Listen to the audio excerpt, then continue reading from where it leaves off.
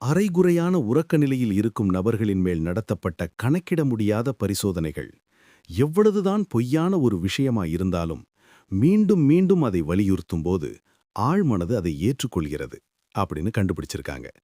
அதை எப்படின்னு பார்க்கலாம்.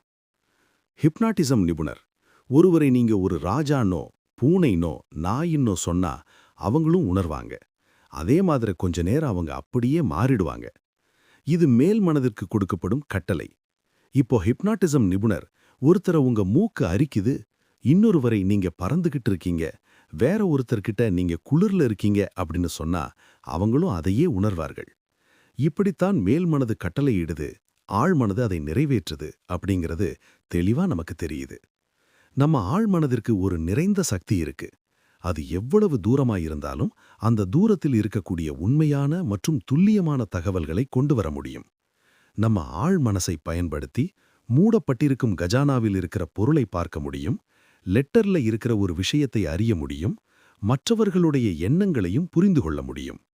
எடுத்துக்காட்டாக, கப்பல் பயணத்தில் ஒருவரிடம் நீங்கள் மிகவும் நோய்வாய்ப்பட்டவர் போல் இருக்கிறீர்கள், எவ்வளவு வாடியிருக்கிறீர்கள், உங்களுக்கு இந்த பிரயாணத்தினால் ஏற்படக்கூடிய சிக்னஸ் வரும் போல் தோன்றுகிறது, உங்களை உங்களுடைய அறைக்கு நான் அழைத்துச் செல்கிறேன் என்று கூறும்போது அவர் அதையே உணர்ந்து அந்த உதவியை ஏற்றுக்கொள்கிறார். இன்னொருவரிடமும் அதையே நாம் சொல்லும் பொழுது அவர் ஒருவேளை இதற்கு முன் அனுபவத்தினால் அவர் சந்தேகமோ பயமோ இல்லாமல் நல்ல விதமாக உணர்ந்தால் நம்மை வேடிக்கையாக பார்த்து சிரிக்கலாம்.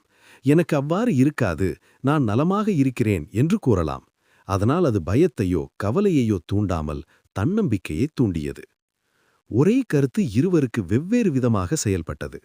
ஒரு உண்மை கதையை பார்க்கலாம். டாக்டர் எவலின் ஃப்ளீட் என்னிடம் ஒருமுறை பரிந்துரைகளின் சக்தி பற்றி ஆங்கில தினசரியில் வந்த கட்டுரையை பற்றி கூறினார். இது ஒரு மனிதன் தன் ஆழ்மனதிற்கு சுமார் 2 வருடங்களாக கொடுத்து வந்த பரிந்துரை. என் மகள் குணமாவதை பார்க்க நான் என் வலதுகையை கொடுத்து விடுவேன். அவரது மகளுக்கு தீராத ஒருவித சரும நோயுடன் மூட்டுவாதமும் இருந்தது போல் தெரிகிறது. மருத்துவ சிகிச்சை பலனளிக்காமல் போனதால் அவர் தனது மகள் குணமடைய வேண்டும் என்று அதீத ஏக்கத்தை வார்த்தைகளில் வெளிப்படுத்தினார். ஒரு நாள் அந்த குடும்பம் வெளியே சென்றிருந்த பொழுது அவர்கள் கார் மற்றொன்றுடன் மோதியதாக அந்த கட்டுரையில் குறிப்பிடப்பட்டிருந்தது என்று டாக்டர் எவலின் ஃப்ளீட் கூறினார். அந்த தந்தையின் வலதுகை தோள்பட்டையிலிருந்து கிழிந்து வந்தது. உடனே அவரது மகளின் மூட்டுவாதமும் சரும நிலைமையும் மறைந்து போனது. அவர் அவருடைய ஆழ்மனதிற்கு இந்த வேண்டுதலை கொடுக்காமல் வேறு ஏதேனும் வேண்டுதலை கொடுத்திருந்தாலும் அது பலித்திருக்கும். தனது கையை இழந்துதான் மகள் குணமடைய வேண்டும் என்று இல்லை.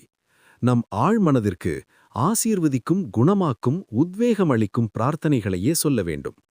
ஜோசப் மர்ஃபி, உங்கள் ஆழ்மனதின் அற்புத